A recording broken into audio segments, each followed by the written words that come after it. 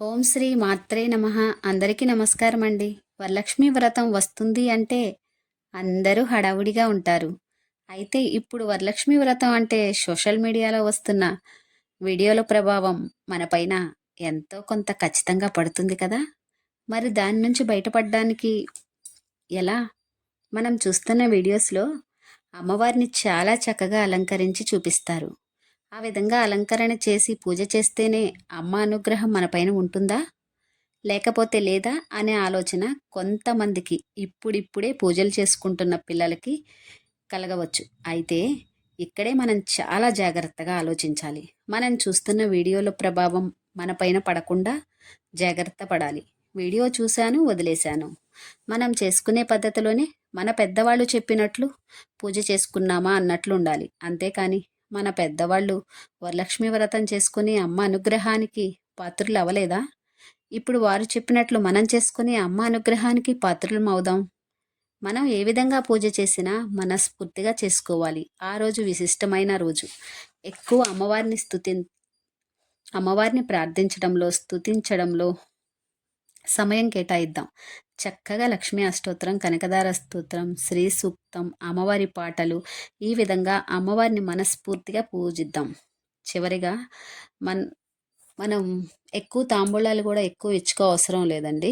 ఒక 5గురు ముత్తైదువులకి చక్కగా పెద్దవాళ్ళని చూసి పిలుచుకొని వాళ్ళకి కాళ్ళకి పసుపు, నుదుటిన కుంకుమ, గంధము ఇచ్చి మన శక్తి ఉంటే 2 జాకెట్ ముక్కలు లేదా ఒకటి అందులో ఏదైనా కర్చీఫ్ పెట్టవచ్చు కొత్తది. ఒక జాకెట్ ముక్క పెట్టకూడదు కాబట్టి. దానిపైన ఒక 3 తమలపాకులు, దక్షిణగా ఒక రూపాయి బిళ్ళ, 2 వక్కలు, 2 అరటిపళ్ళు, ఒక పువ్వు. ఈ విధంగా అమ్మవారికి ఇచ్చినట్లుగా ఇస్తినమ్మ వాయినం పుచ్చుకుంటినమ్మ వాయినం అని ఇచ్చి వాళ్ళ ఆశీర్వాదం 5గురికి ఒకేసారి కూర్చోబెట్టి ఇచ్చి వాళ్ళ ఆశీర్వాదం తీసుకుంటే చాలా మంచిది. అయితే ప్రసాదాలతో కూడా మనం ఎక్కువ హడావుడి పడవలసిన అవసరం లేదు.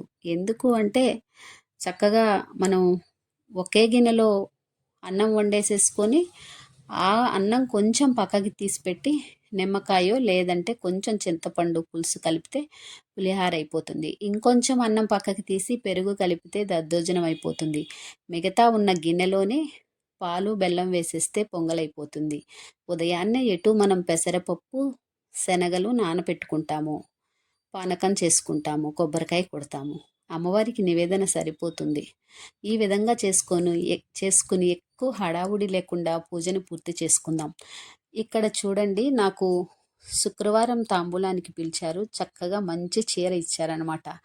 మనం రిటర్న్ గిఫ్ట్ అని అదని ఇదని స్టీల్ ప్లాస్టిక్ ఏవేవో ఇస్తుంటాం. అలా కాకుండా మన శక్తి ఉంటే జాకెట్ ముక్క శక్తి ఏదైనా ఆ విధంగా చేసుకుంటే చాలా బాగుంటుంది వరలక్ష్మి వ్రతం.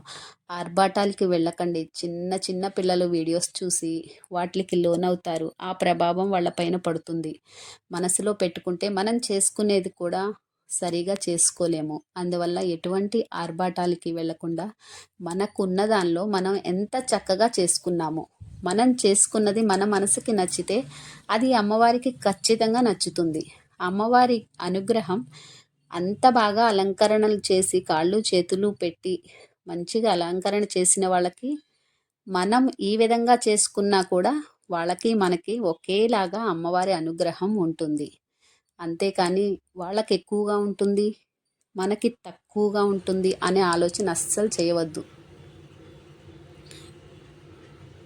అలంకరణ ఏ విధంగా చేశామన్నది ముఖ్యం కాదు. మనం అక్కడ కూర్చున్నప్పుడు ఎంత భక్తి శ్రద్ధలతో ఉండి అమ్మవారి స్తోత్రాలు పఠించామన్నదే ముఖ్యం. గమనించండి. సర్వే జనా సుఖినో భవంతు.